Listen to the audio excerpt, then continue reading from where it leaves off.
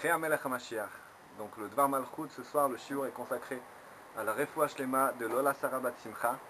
Elle a une Refoua Shlema immédiate par le Srout du Fabrengen, par le Srout du Rabbi Melech HaMashiach et le Srout du Dvar Malchut.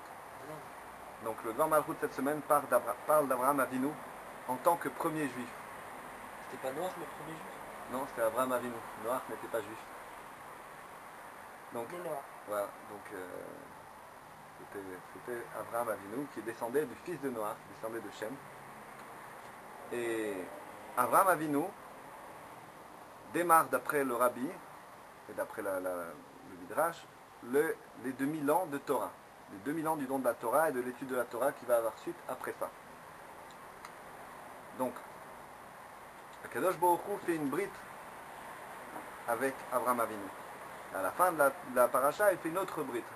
La première brite, c'est brite Ben Aptarim, c'est-à-dire l'alliance d'entre les morceaux, où Abraham Avinu, il a découpé plusieurs sacrifices en deux parties, et il est passé à l'intérieur avec Akadosh Baruch Hu à l'intérieur des morceaux. C'était la brite Ben Aptarim, entre les morceaux, où Akadosh Baruch Hu lui a promis la terre des 7 peuples, c'est-à-dire Eretz Israël. Mais en plus de ça, Abraham Avinu a reçu la terre des 3 peuples, le Kini, le Knizi et le Kadmoni. C'est une terre des 3 peuples qu'on n'a pas encore eu l'occasion d'inaugurer, puisqu'on n'a pas encore reçu ces trois terres. C'est où? C'est autour de l'Eretz Israël, c'est plutôt vers le côté d'Irak, l'Iran, tous ces pays-là. Et donc, Bezrat Hashem, très bientôt, nous allons obtenir ces terres-là dans le Shalom. Dans le Shalom, dit le Rabbi à la fin du Dvar Malchut, que les dirigeants de ces pays vont nous donner les clés de leur pays, parce que ça nous appartient déjà depuis Avraham Avinu. C'est pas du grand Israël, c'est du Israël très très grand dont il s'agit. Donc Abraham Avinu, lui, reçoit d'Akadosh Baruch Hu cette terre des 3 peuples, cette terre des 7 nations, et Yehoshua et David HaMelech par la suite, tous les rois d'Israël ont conquis la terre d'Israël, la terre des 7 peuples, et on voit qu'à la fin du Dvar Malchut, le Rabbi parle de cette terre des 3 peuples. Il dit que les 3 peuples, ça représente Chochma Bina Vedat, c'est-à-dire l'intellect juif, l'intellect de la Neshama Elokit. Et les 7 peuples représentent les 7 midot.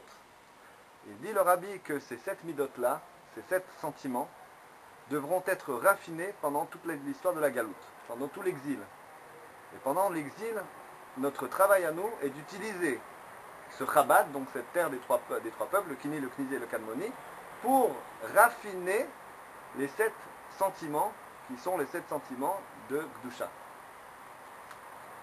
Ou alors de se transformer au moins les sentiments de la Nefesh HaBahamit en sentiments de Gdusha. Et le Rabbi dit qu'à la fin, quand le Mashiach va arriver, les 3 peuples, c'est-à-dire le Chochma Bina Vedat, l'intellect juif, sera utilisé pleinement pour la connaissance de Dieu. Il ne sera plus utilisé pour le raffinement des midot, puisque les midot seront complètement raffinés. Les sentiments ne serviront qu'à servir Dieu, comme c'est marqué dans le Shema Israël, Ve'afta Hashem Elokecha, tu aimeras l'Éternel ton Dieu de tout ton cœur, Bechol Levavcha, des 7 midot, Bechol Nafshecha, de tous les 10 kochot, de toutes les 10 forces de l'âme divine, ou Bechol Meodecha, du Meod Amiti, c'est-à-dire de l'Etzem Aneshama, de l'essence de l'âme juive. Et donc, à ce moment-là, on pourra vraiment être disponible dans l'intellect, puisqu'on ne sera plus occupé ni perturbé par les sentiments, puisque les sentiments seront purs, on pourra étudier la Torah de manière complètement détachée. Et là, le Rabbi donne un chidouche que je suis obligé de lire dans le texte, où le Rabbi explique exactement ce qui va se passer. Et là, c'est très intéressant, c'est un point qu'on va garder avec nous pour toute la semaine de Lech Lecha et pour les semaines qui vont suivre. Le Rabbi est comme ça. Donc la force que le Rabbi donne, que Akadosh Baruch Hu donne pour accomplir l'ordonnance de Lech Lecha, va pour toi, va-t'en de tes sentiments néfastes et va vers les sentiments qui sont des bons sentiments. Me'artzecha el haaretz asher ereka, vers la terre que je te montrerai, que Hachem montrera à Abraham, donc à chaque juif. Venetinat Eretz Israël, et le don d'Eretz Israël, Kol Eser Haratzot, toutes les 10 terres, chez Zekolel et Ashlemut à Avoda, qui comprennent toute la plénitude et la perfection du service de Dieu des Juifs pendant le temps de la Galoute et qui va aboutir au moment de la Géoula. Les Gam et Ashlemut shel Matan Torah, et même la plénitude du Matan Torah, chez Nosaf les Gilouya Mochin Shebat Torah, qui va se rajouter au dévoilement de l'esprit qui est dans la Torah, chez Be'erech les Midot, qui est en rapport avec les Midot.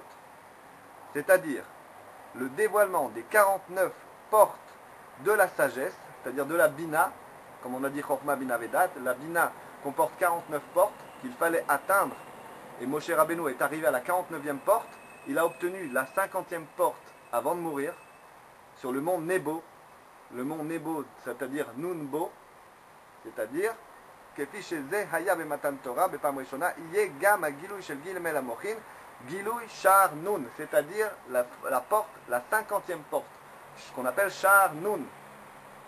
Le Shar Nun, ça n'a rien à voir avec tout ça. Ça n'a rien à voir avec toutes les portes qu'il faut franchir pour obtenir la Bina. Et Moshe Rabbeinu s'est vertué toute sa vie à obtenir cette 49e porte.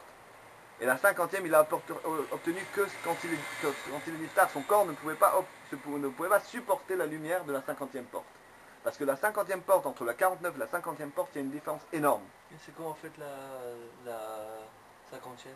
La 50e porte, c'est la porte qui permet d'avoir un lien direct avec la sagesse de Dieu. Il y aura le dévoilement des trois forces intellectuelles dans leur essence, Gilui Shar Nun, le dévoilement de la 50e porte, Ve'ad kefi sheuna le shelo berech mimem tet hasharim, qui est de totalement surélevé par rapport aux 49 portes, Betorah Chadasha mitititse, dans la nouvelle Torah qui sortira de moi, c'est-à-dire la Torah Chadasha, la nouvelle Torah que va expliquer le Mashiach, qui est en fait la même Torah que nous avons actuellement.